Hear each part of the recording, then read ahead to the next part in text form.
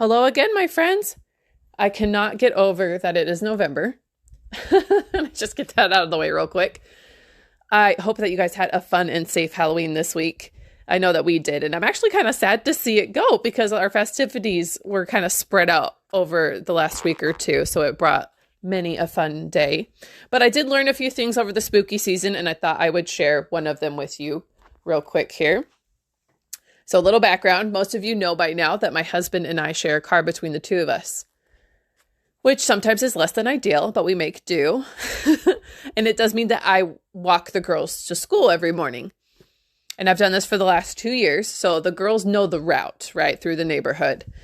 And it's fun because we have the opportunity to kind of see everyone put their Halloween and Christmas decorations up in the neighborhood. So a couple weeks back, right, mid-October, right on cue, the girls start to point out the Halloween decorations. But not only that, they also pointed out neighbors that they knew, they remembered, had put up decorations the year before and had yet to put them up this year. And they expressed concern and disappointment in this.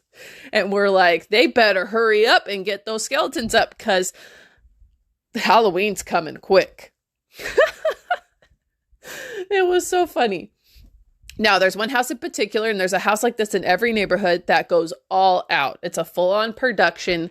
I walked by the day before Halloween, and this guy had a fist full of extension cords. He was in an army of skeletons. It was crazy. And last year, it started with those 12-foot tall, the skeletons, you can get from Home Depot. They're like as big as a house. He had 2 of those. It started with that, and it just kind of spiraled from there. And it's pretty impressive, but we walk by the house and sometimes it's really fun. And other times Reese is really like skittish about it, which is so funny because she's my kid that loves Halloween and loves like Nightmare Before Christmas and stuff. But this house, like, she's like, let's stay on this side of the street, Mom. I don't want to see it up close.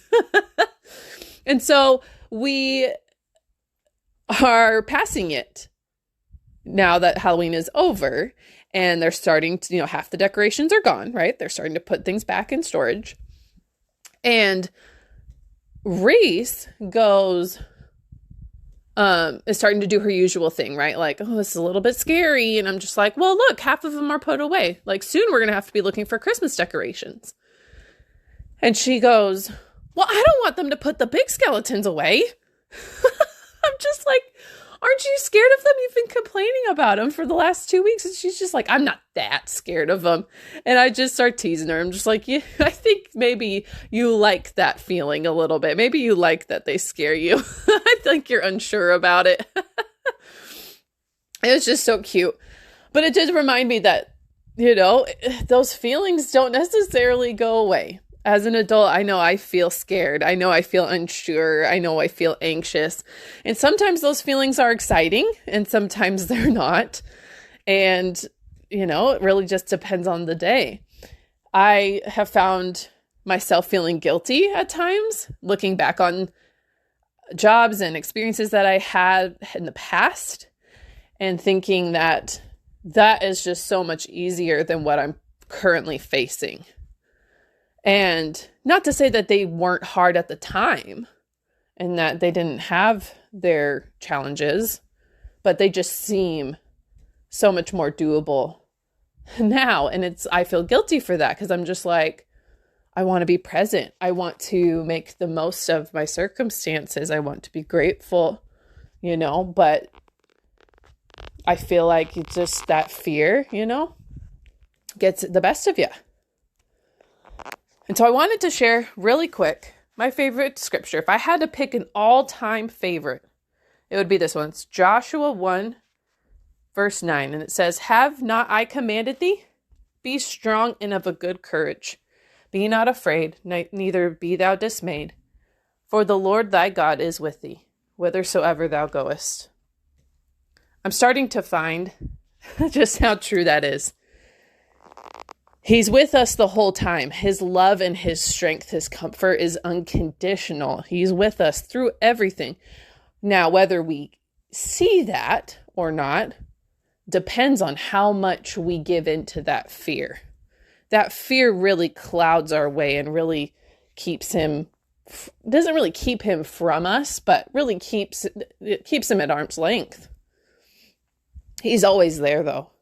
He's always there, waiting in the wings. I hope that helps, and I hope that as we start this Thanksgiving season now, that we can know that that's at our disposal, no matter how hard it might seem.